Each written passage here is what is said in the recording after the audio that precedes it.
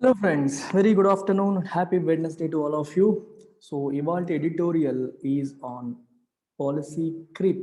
Policy creep ఇది దేని గురించి అంటే కామర్స్ కంపెనీస్ని రెగ్యులేట్ చేయడం కోసం గవర్నమెంట్ కొన్ని డ్రాఫ్ట్ రెగ్యులేషన్స్ని తీసుకొచ్చిందంటే ఇంకా ఫైనలైజ్ చేయలేదు.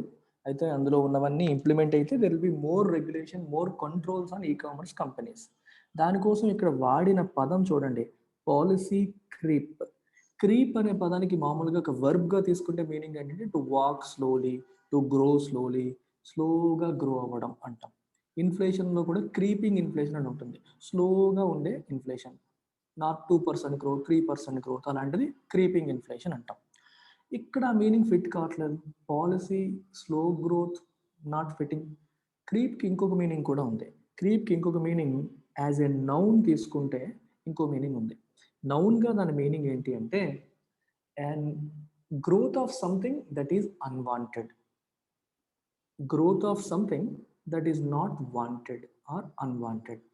అర్థం ఏంటి? పాలసీ గ్రో అవుతుంది. పాలసీ ఏమవుతుంది? గ్రో అవుతుంది. అంటే పాలసీ అంటే ఎవరు ఇష్యూ చేసేది? గవర్నమెంట్. సో గవర్నమెంట్ పాలసీ అనేది పెరుగుతుంది అంటే అర్థం రెగ్యులేషన్ పెరుగుతుంది. గవర్నమెంట్ రెగ్యులేషన్స్, ఇండస్ట్రీ మీద గవర్నమెంట్ రెగ్యులేషన్స్ అనేవి పెరుగుతున్నాయి. And that is not wanted, that is unwanted. అది మంచిది కాదు. ఎందుకని? గవర్నమెంట్ ఓవర్గా రెగ్యులేట్ చేస్తే అది గ్రోత్ని ఇంపాక్ట్ చేస్తుంది, ఆర్గనైజేషన్స్ గ్రో అవ్వడాన్ని ఇంపాక్ట్ చేస్తుంది, తద్వారా ఎకానమీని, తద్వారా ఎంప్లాయ్మెంట్ని కూడా ఇంపాక్ట్ చేసే అవకాశం ఉంటుంది. అదే ఇక్కడ రాశారు, over regulation risks retarding growth. Retard అంటే తగ్గించడం, అడ్డు రావడం, గ్రోత్ని రిటార్డ్ చేయడం, అబ్స్ట్రక్ట్ చేయడం. And job creation, job creation కూడా పెరగకుండా, గ్రోత్ పెరగకుండా అడ్డు వచ్చేలాగా ఈ ఓవర్ రెగ్యులేషన్ చేసే అవకాశం ఉంది, ఆ రిస్క్ ఉంది. ఎందులో? కామర్స్ సెక్టర్లో. అందుకే పాలసీ క్రీప్ అని రాశారు. Creep is something that is growing, slowly growing, but something that is unwanted. మనం కోరుకునేది కాదు, కోరుకోనిది. ఇది పాలసీ క్రీప్ అంటే అర్థం. And I want you to make note of these 2 phone numbers. వీళ్ళిద్దరూ మన అడ్మిషన్స్ చూసే మేడమ్స్. అండ్ ఈ నెంబర్ అనేది కోర్సెస్ కోసం, ఈ నెంబర్ బ్యాంక్ పిఓఎస్ఎస్సి, RBI grade B, and quant courses కోసం. And this month end we have a special month end offer on all our courses. First UPSC courses పైన ఉన్న offer ఒకసారి చూసేయండి. యూపీఎస్సి కోర్సెస్ ఇవన్నీ కూడా all courses come with lifetime validity. And ఈ కోర్సులో ఉన్న fees structure is for up front payment. మీకు ఇన్స్టాల్మెంట్స్ కావాలంటే ఫీజు కొంచెం వేరియేషన్, వీటికంటే ఫీజు కొంచెం పెరుగుతుంది. ఇన్స్టాల్మెంట్ ఆప్షన్ ఉంది, కానీ ఇక్కడున్న ఫీజు నాట్ వ్యాలిడ్ పెరుగుతుంది. And L stands for live, R stands for recorded. చూడండి, యూపీఎస్సీ ఇన్ఫినిటీ 30th జూన్ లోపు మీరు జాయిన్ అయితే 45,000 ఒకేసారి పేమెంట్ చేస్తే 45,000కే జాయిన్ అవ్వచ్చు. 1st జూలై నుంచి 5,000 పెరుగుతుంది. అలాగే గ్రూప్ 1 కూడా 30, 35. పబ్లిక్ అడ్మినిస్ట్రేషన్, ఈ 4 ఆప్షనల్స్. 20,000 రూపాయలకి మీరు యూపీఎస్సీ ఆప్షనల్ కోర్సెస్లో జాయిన్ అవ్వచ్చు. 1st జూలై నుంచి 25,000 అవుతుంది. అలాగే economy, polity, history, geography, current affairs, ethics, mains, ఇవన్నీ కూడా యాజ్ ఆఫ్ నౌ 5,000కి ఆఫర్ చేస్తున్నాం. Majority of them are offered only recorded model. మీకు ఒక లైవ్ కావాలంటే ఈ 5 మళ్ళీ పెరుగుతుంది. లైవ్ కూడా ఉంది కానీ పెరుగుతుంది. రికార్డెడ్లో they are being offered at 5,000. And 1st July నుంచి రికార్డెడ్లోనే 7,000కి మారుతుంది. సో ఈ మంత్ ఎండ్ వరకు కరోనా సేల్ అనుకోండి, ఏదన్నా అనుకోండి, we're offering at absolutely low prices with lifetime validity. And madam is responsible for all these courses. Pratyusha మేడంకి మీరు కాల్ చేస్తే, ఈ నెంబర్కి కాల్ చేస్తే she will give you further details if you want anything on that. సిమిలర్గా banking కోర్సెస్కి కూడా special offer ఉంది. చాలామంది అడుగుతారు యూపీఎస్సీకి ఇస్తారు, బ్యాంక్కి లేదా? అందరికీ ఉంది. బ్యాంక్ కోర్సెస్లో చూడండి, మన బ్యాంక్లో top most course bank supreme infinity. అందులో RBI grade B, NABARD, SEBI plus ఇవి కూడా వచ్చేస్తాయి, ఎస్ఎస్సి బ్యాంక్ కూడా వచ్చేస్తాయి. ఇది 10,000కే ఇస్తున్నాం. 1st జూలై నుంచి 15,000 అవుతుంది. Bank and SSC combo course present 7, 1st July నుంచి 10. Only bank present 5, 1st July నుంచి 7. ఇంగ్లీష్ ప్రెజెంట్ 2, 1st జూలై నుంచి 3. ఇలా మీరు చూసుకోండి. ఎస్ఎస్సి వాళ్ళకి అవసరమైన జనరల్ స్టడీస్ రికార్డెడ్ మోడ్లో ఇస్తాం. ప్రస్తుతానికి 2,000, ఫ్యూచర్లో 3,000. సో ఇది కూడా అప్ ఫ్రంట్ పేమెంట్కి. వీటి మీద కూడా ఇన్స్టాల్మెంట్స్ కావాలంటే ఫీజు పెరుగుతుంది, మేడమ్స్ మీరు చెప్తారు ఎంత అనేది. So Bharati madam is responsible for these courses. This is her number, you can call and contact. Let's begin the show. Barely 11 months after the government notified the Consumer Protection Rules 2020, okay, the Department of Consumer Affairs has mooted a set of sweeping amendments ostensibly to protect the interests of the customers and encourage free and fair competition in the market. Barely 11 months after, ante ila 11 months ayindo ledo, 11 months ఇలా గడిచిందో లేదో అని అర్థం. Barely 11 months after the government notified the consumer protection rules 2020. Consumer protection rules notify చేసి 11 months అయ్యిందో లేదో, department of consumer affairs ఏం చేసింది? Has mooted a set of sweeping amendments. Mooted అంటే సజెస్టెడ్ యాజ్ అన్ ఐడియా, ఒక idea కింద suggest చేశారు, ఇంకా ఫైనలైజ్ చేయాల. ఒక ఐడియాని ప్రపోజ్ చేశారు, సజెస్ట్ యాజ్ అన్ ఐడియా అని అర్థం. ఏం సజెస్ట్ చేశారు? A set of sweeping amendments. Amendments అంటే సవరణలు, మార్పులు. అంటే మనకి ఇంతకు ముందు చేసిన ఈ రూల్స్ ఏవైతే ఉన్నాయో, పాత రూల్స్ ఏవైతే ఉన్నాయో వాటికి అమెండ్మెంట్స్ని మూట్ చేస్తున్నారు, అంటే ప్లాన్ చేస్తున్నారు, పెడదామని ఆలోచిస్తున్నారు. Sweeping amendments. స్వీపింగ్ అంటే అర్థం ఏంటి? Wide ranging in effect. Wide ranging in effect. Something that is wide ranging is called sweeping. ఇప్పుడు ఏదైనా మీకు గవర్నమెంట్ ఏదైనా చట్టం తీసుకొచ్చినప్పుడు కానీ, గవర్నమెంట్ ఏదైనా యాక్షన్ తీసుకొచ్చినప్పుడు కానీ, if it has sweeping repercussions అంటే వైడ్ రేంజింగ్ ఎఫెక్ట్స్ ఉంటాయి, చాలా ఎక్కువ ఇంపాక్ట్ వస్తుంది అని అర్థం. స్వీపింగ్ ఈజ్ వైడ్ రేంజింగ్, ఇంపాక్ట్లో వైడ్ రేంజింగ్ అని, అంటే ఎక్కువ వాటిని కలిసేలాగా. స్వీపింగ్ అమెండ్మెంట్స్ అంటే చాలా ఎక్కువ మార్పులు, చాలా ఎక్కువ సవరణలు మూట్ చేసింది, అంటే ప్రపోజ్ చేస్తుంది. ఆస్టెన్సిబిలీ అంటే ఎగ్జాక్ట్గా ఎందుకోసం మనకు తెలీదు, కానీ బయటికి ఏమని చూపిస్తున్నారు? To protect the interest of consumers. Consumers యొక్క ఇంట్రెస్ట్ ప్రొటెక్ట్ చేయడానికి, అంటే కన్స్యూమర్స్ యొక్క వినియోగదారుడి ప్రయోజనాల్ని కాపాడడానికి. And encourage free and fair competition in the market. మార్కెట్లో ఫ్రీ అండ్ ఫెయిర్ కాంపిటీషన్ని ఎంకరేజ్ చేయడానికి. ఫ్రీ అండ్ ఫెయిర్ అంటే అర్థం ఏంటి? మార్కెట్లో ఎప్పుడు కూడా పోటీ అనేది ఫెయిర్గా జరగాలి, అన్ఫెయిర్గా ఉండకూడదు. అంటే ఒకరికి విపరీతమైన అడ్వాంటేజ్ ఉండేలాగా ఉండకూడదు. మీకు ఎందుకు ఈ మాట వస్తుందంటే, కన్స్యూమర్ ప్రొడక్ట్స్ ఈ కామర్స్ బాగా వచ్చిన తర్వాత ఆఫ్లైన్ సేల్స్, మామూలు రెగ్యులర్ రిటైల్ సేల్స్ బాగా పడిపోయాయి. చాలామంది అందరూ ఆన్లైన్లో కొంటున్నారు, ఆఫ్లైన్లో కొనలేకపోతున్నారు. ఆఫ్లైన్లో రేట్లకి ఆన్లైన్లో రేట్లకి విపరీతమైన డిఫరెన్స్ ఉంది. ఈ విపరీతమైన డిఫరెన్స్ ఉండడానికి కారణాలు కొన్ని అడ్వాంటేజెస్ ఈ కామర్స్ కంపెనీస్కి ఉండడం వల్ల వాళ్ళకి విపరీతమైన కాస్ట్ బెనిఫిట్ ఉండి వాళ్ళు అది పాస్ ఆన్ చేస్తున్నారు. దీనివల్ల ఆఫ్లైన్ సేల్స్ పడిపోతున్నాయి. సో ఇక్కడ ఫ్రీ అండ్ ఫెయిర్ కాంపిటీషన్ అనేది జరగట్లేదు అనేది ఒక క్వశ్చన్. అది ఎన్ష్యూర్ చేయడానికి కన్స్యూమర్స్కి కూడా ఆన్లైన్లో ప్రాబ్లం ఏంటంటే కంప్లైంట్స్. ఏదన్నా ఆఫ్లైన్ అనుకోండి, మనం వెళ్తాము, చూసుకొని కొంటాం. ఆన్లైన్లో ఆర్డర్ పెడతాము, వచ్చినప్పుడు ఏమో ఒకదాని బదులు ఇంకొకటి రావడం, మోసాలు జరగడం జరుగుతాయి. సో కంప్లైంట్స్ చాలా ఎక్కువ ఉంటాయి. సో కన్స్యూమర్ కంప్లైంట్స్ని తగ్గించడానికి, వాళ్ళ ప్రయోజనాలను కాపాడడానికి, అలాగే ఫ్రీ అండ్ ఫెయిర్ కాంపిటీషన్ని ఎన్ష్యూర్ చేయడానికి కొన్ని రూల్స్ని తీసుకొస్తున్నాము. ఆస్టెన్సిబులీ అన్నారు, అంటే బయటికి అలా చెప్తున్నారు. ఆస్టెన్సిబులీ అంటే యాజ్ ఈజ్ సీన్, అంటే బయటికి కనిపించేది ostensible. Something that is ostensible is something that appears to be true. Government అలా చెప్తోంది, యాక్చువల్ నిజం అదా కాదనేది మనకు తెలియదు. Among them is a norm stipulating the appointment of a chief compliance officer, a nodal contact person for 24/7 coordination with law enforcement agencies, and another requiring e-commerce entities offering imported goods or services to incorporate a filter mechanism to identify goods based on country of origin and suggest alternatives to ensure a fair opportunity to domestic goods. జాగ్రత్తగా వినండి.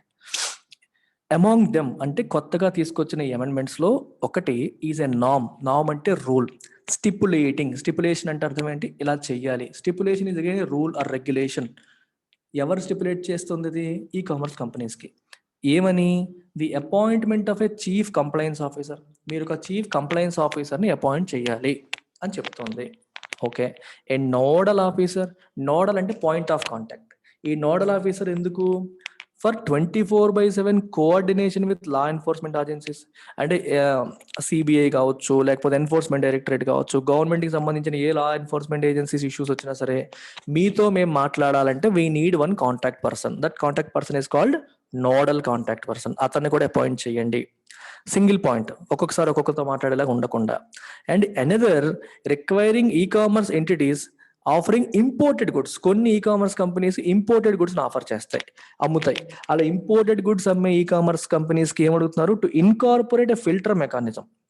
Imported goods లో కూడా మీరు filter mechanism అంటే filter చేసుకునే అవకాశం ఇవ్వాలి. అంటే అవి ఏ కంట్రీ నుంచి వచ్చాయి, కంట్రీ ఆఫ్ ఆరిజిన్ అంటే ఎక్కడ ప్రొడ్యూస్ చేయబడ్డాయి అనేది కూడా తెలియాలి, అది మెన్షన్ చేయాలి. ఒరిజినల్ గా ఎక్కడి నుంచి మొదలయ్యాయి అనేది కంట్రీ ఆఫ్ ఆరిజిన్, అది కూడా మీరు డీటెయిల్స్ ఇచ్చేలాగా చేయాలి. And suggest an alternative to ensure A fair opportunity domestic goods.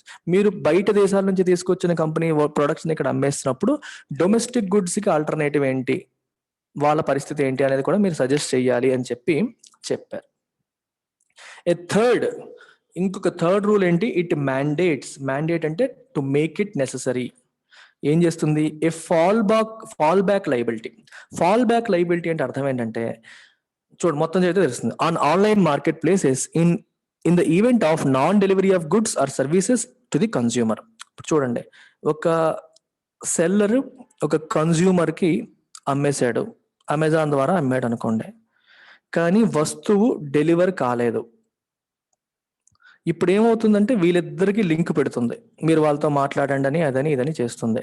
E commerce కంపెనీకి కంప్లీట్ లైబిలిటీ ఉండాలి అంటున్నారు. ఇప్పుడు ఫాల్ బ్యాక్ లైబిలిటీ, నేను వాడితో మాట్లాడటం నాకు సంబంధం లేదు, నేను మీతోనే మాట్లాడతా, మీరే నాకు మొత్తం ఇవ్వండి, నా ప్రాబ్లం, నేను మిమ్మల్ని నమ్మి కొన్నాను, so you are liable to pay me, so నా డబ్బులు నాకు ఇప్పించండి అని చెప్పి కన్స్యూమర్ అడగవచ్చు అనే సెన్స్ వస్తుంది ఇక్కడ. Fall back liability, I can fall back on you not on him. నేను సెల్లర్ని నమ్మి కొనలేదు, అమెజాన్ని నమ్మి కొన్నాను కాబట్టి మీరే లైబిలిటీ తీసుకోండి అని కన్స్యూమర్ ఎక్స్పెక్ట్ చేస్తాడు. ఆ ఎక్స్పెక్టేషన్ తగ్గట్టుగా ఫాల్ బ్యాక్ లైబిలిటీ వాళ్ళపైనే ఉండాలి. లైబిలిటీ అంటే అర్థం ఏంటి? లైబిలిటీ అంటే అప్పు తీర్చాల్సింది, రిప్లై ఇవ్వాల్సింది, దాన్ని లైబిలిటీ అంటాం. నాకు 10 లక్షలు అప్పు ఉంది అనుకోండి, it is a liability for me. ఎందుకు? I'm liable to pay him. ఇక్కడికి ఏంటి? The company is liable to solve the ఇష్యూని సాల్వ్ చేయాలి. It is liable to solve the issue. ఆ లయబిలిటీ ఎవరి మీద? On online market places in the event of non delivery of goods or services to the consumer. కన్స్యూమర్కి goods or services రాకపోతే e commerce కంపెనీయే బాధ్యత వహించాలి అనేది ఉద్దేశం. Registration has also been made mandatory for all e commerce players. అందరూ ఈ కామర్స్లో ఎవరెవరైతే కొన్నాయో కంపెనీస్ అవన్నీ కూడా రిజిస్ట్రేషన్ చేసుకోవాలి. Specific flash sales including back to back ones are set to be banned. మీకు OnePlus వచ్చినప్పుడు గుర్తుందా? ఫ్లాష్ సేల్స్ ఆఫర్ చేసేవారు. ఓన్లీ OnePlus మాత్రమే ఆ టైంలోనే అమ్ముతారు, పర్టికులర్ టైంలోనే అమ్ముతారు, మళ్ళీ ఇంకొక డేట్ చెప్తారు, ఈ డేట్ పోతే మళ్ళీ నెక్స్ట్ డేట్ అంటారు. ఎట్లాంటివి కరెక్ట్ కాదు. అది ప్రజల్లో ఒక రకమైన హిస్టీరియాని క్రియేట్ చేస్తున్నాయి. ఆప్షన్ లేదు. ఎందుకంటే ఏదైనా నువ్వు ఆన్లైన్ మార్కెట్ స్టోర్కి వెళ్ళినప్పుడు నీకు అన్నీ కనిపించాలి, నీకు కనిపించింది కొనుక్కోవాలి. నువ్వు ఒక పర్టికులర్ ప్రొడక్ట్ని నువ్వు ఫ్లాష్ సేల్ పెట్టి అది మాత్రమే కనిపించేలాగా చేసి కన్స్యూమర్కి చాయిస్ లేకుండా చేస్తున్నారు అనే కంప్లైంట్ ఇక్కడ వస్తుంది. అందుకని బ్యాక్ టు బ్యాక్ సేల్స్ ఈ టైంలో కొనాలి, అయిపోతాయి అంటే కొంచెం మనకి అయిపోతాయి అనే భయాన్ని క్రియేట్ చేసి చేయడం, ఇలాంటిది are set to be ban, వాటిని బ్యాన్ చేయబోతున్నారు. కన్వెన్షనల్ సేల్స్ చేసుకోవచ్చు. అంటే మీకు దసరా సేల్స్ అవుతాయి అనుకోండి, అన్ని ప్రొడక్ట్స్ మీద ఆఫర్స్ ఉంటాయి, అవి చేయొచ్చు. స్పెసిఫిక్గా ఒక పర్టికులర్ ప్రొడక్ట్ మీద చేసే సేల్స్ని బ్యాన్ చేస్తారంట. And all entities must provide information within 72 hours on any request made by an authorised government agency probing any breach of law including cyber security issues. ఇది చూడండి, all entities must provide information within 72 hours. 72 hours లోగా మీరు information provide చెయ్యాలి. అర్థమైందా? 72 hours లోగా information provide చెయ్యాలి. ఎవరికి? Any authorised government agency, enforcement directorate కానీ, సిబిఐ కానీ, ఎవరైనా సరే ఇన్వెస్టిగేషన్ చేస్తున్న. ప్రోబింగ్ అంటే అర్థం ఏంటి? ఇన్వెస్టిగేషన్. బ్రీచ్ ఆఫ్ లా అంటే చట్టం ఉల్లంఘన. మీరు ఈ కామర్స్ చట్టం ప్రకారం నడుస్తున్నారా లేదని వాళ్ళు చూస్తారు.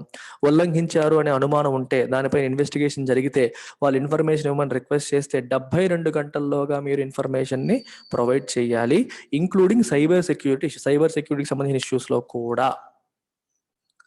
While on the face of it అంటే looking at the face value లేదా ఆన్ ద ఫేస్ అంటే చూడగానే మనకి ఏమనిపిస్తుంది అంటే none of these new rules appears exceptionable. ఇవేవి తప్పు పట్టేలాగా లేవు. ఎక్సెప్షనబుల్ అంటే ఎక్సెప్షన్ తీసేలాగా, ఏదో తప్పు పట్టేలాగా లేవు, అన్ని మంచిగానే కనిపిస్తున్నాయి. Especially when e commerce tops the national consumer help lines complaint chart. National consumer help line complaint chart లో టాప్ ఇప్పుడు ఈ కామర్స్ ఉంటుంది. ఈ కామర్స్ మీద కంప్లైంట్స్ ఎక్కువగా వస్తూ ఉంటాయి.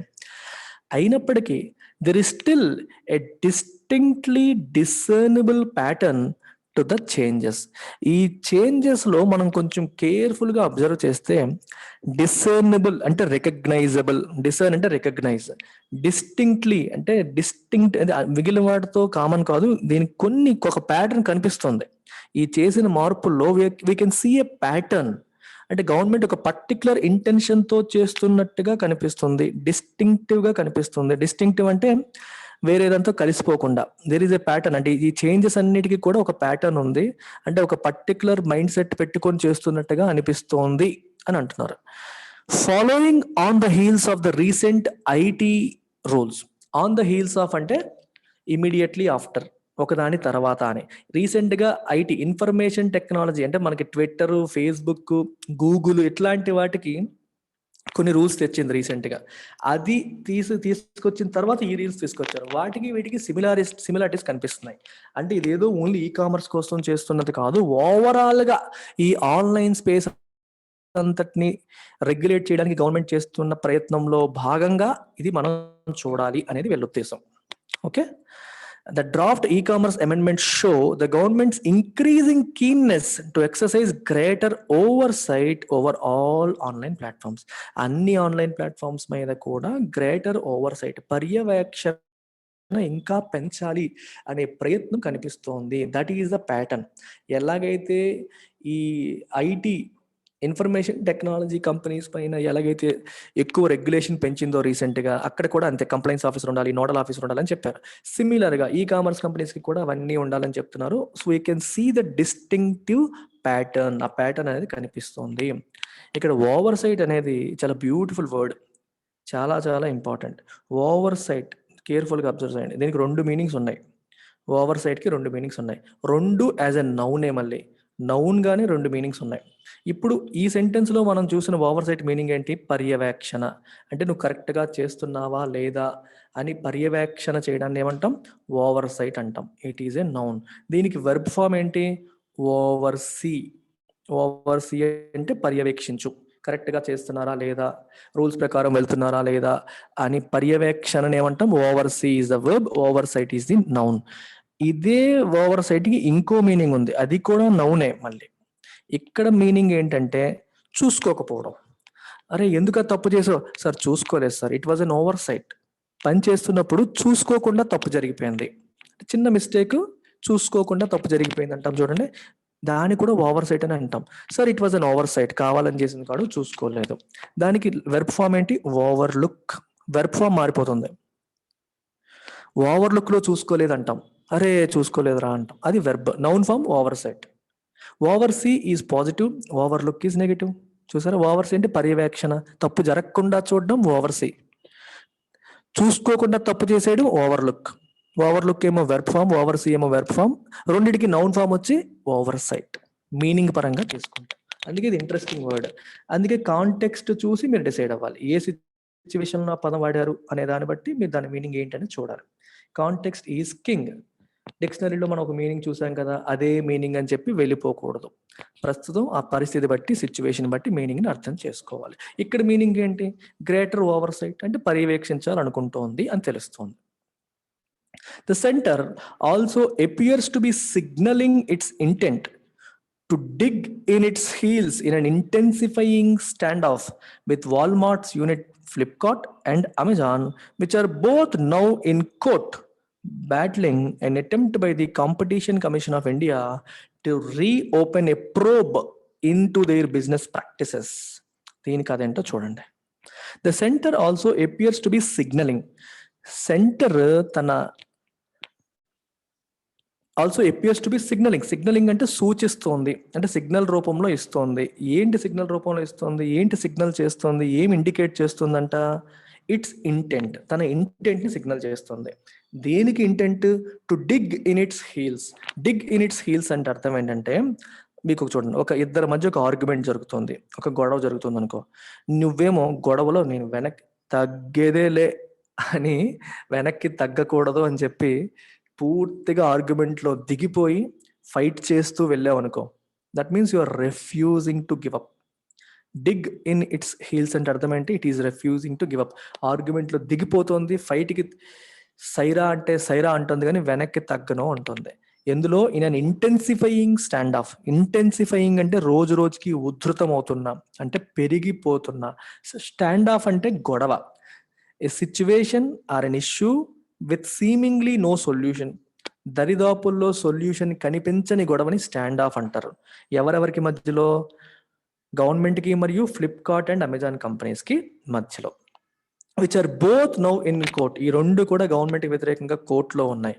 సో గవర్నమెంట్ తో పోటీ చేస్తూ కోర్టులో ఉన్నాయి. బ్యాట్లింగ్ అంటే ఫైటింగ్.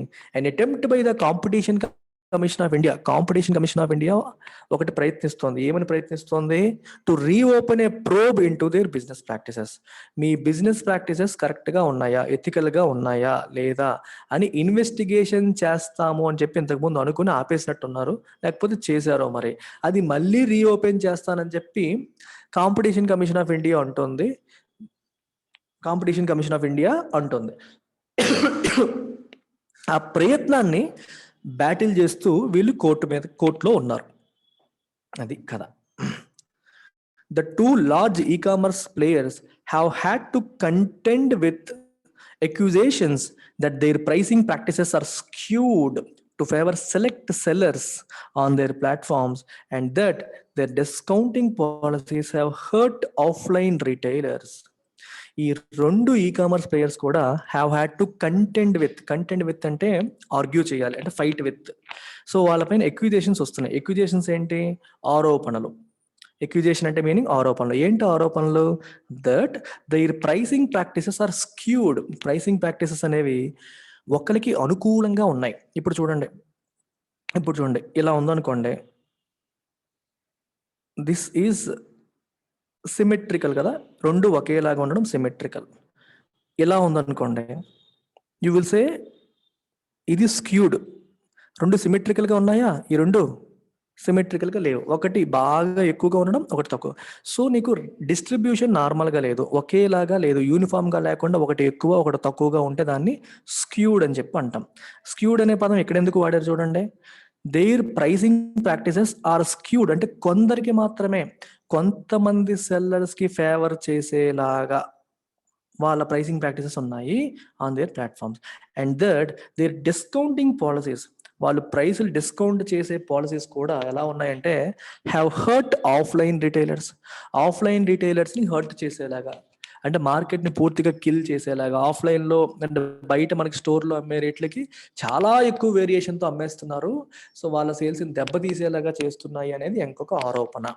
ఈ రెండు ఆరోపణలతో వాళ్ళు ఫైట్ చేస్తున్నారు. కంటెంట్ విత్ అంటే ఫైట్ విత్ అని అర్థం. వాటిని ఎదురిస్తున్నారు. ఓకే, వాటిని ఎదురిస్తూ వాటికి సమాధానం ఇవ్వడానికి ప్రయత్నం చేస్తున్నారు అని అర్థం.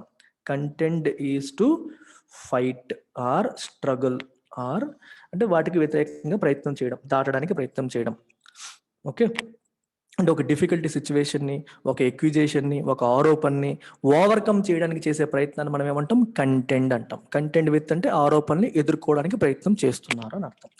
The fact that the latest changes expressly అంటే openly, expressly అంటే meaning ఏంటి? openly seek to ensure that none of an e-commerce entities, related parties and associated enterprises is enlisted as a seller for sale to consumers directly could also impact several platforms that retail products supplied by vendors with arm's length ties.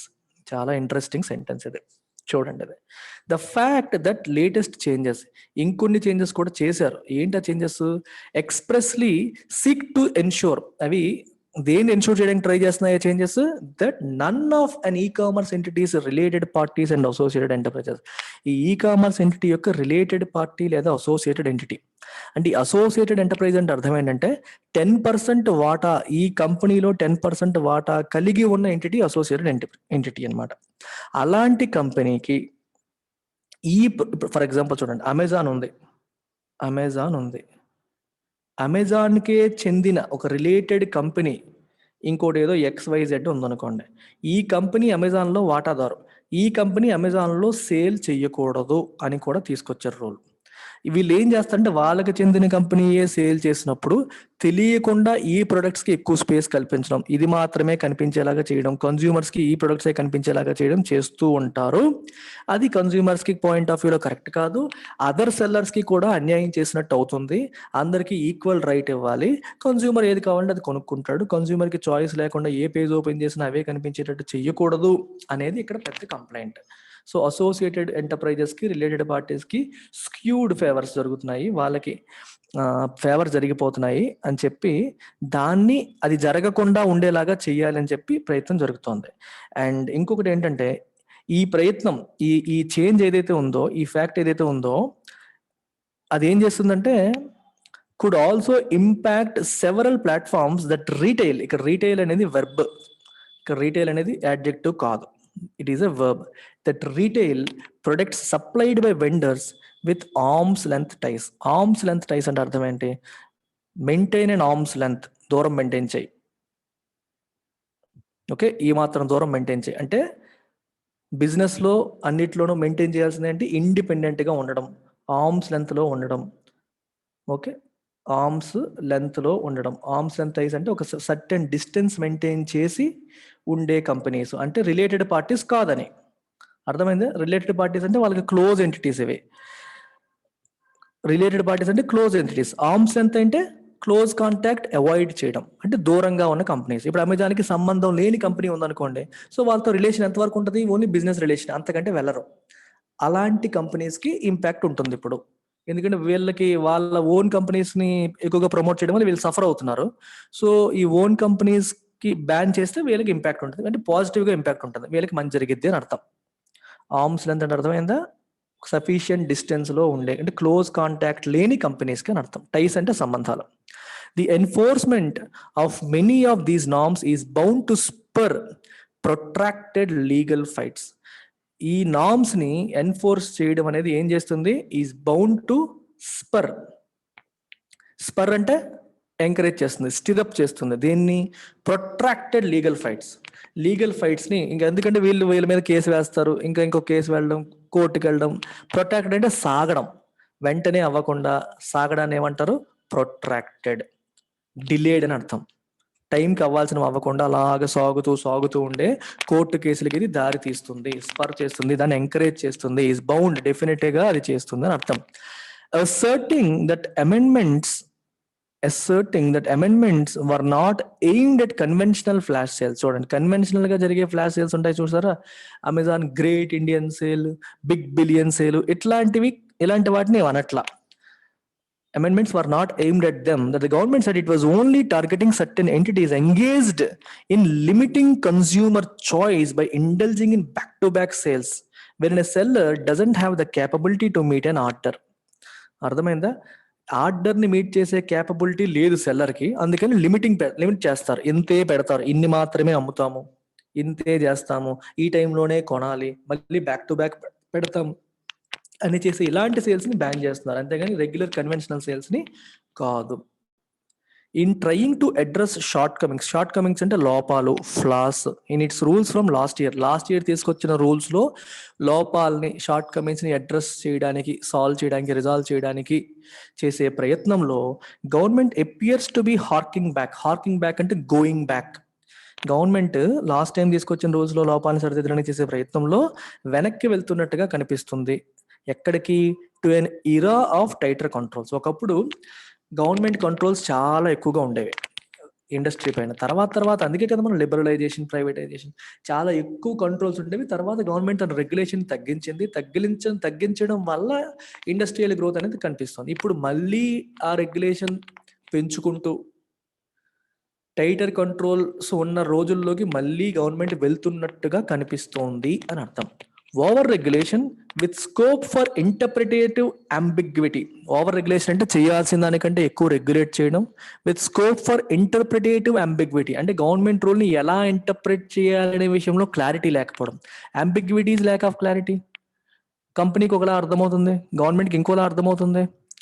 అలాంటి దాన్ని interpretative ambiguity అంటే crystal క్లియర్గా mention చేయకుండా మధ్యలో ఇలాంటి language వాడడం అనేది risks, అది రిస్క్లో పెడుతుంది. దేన్ని?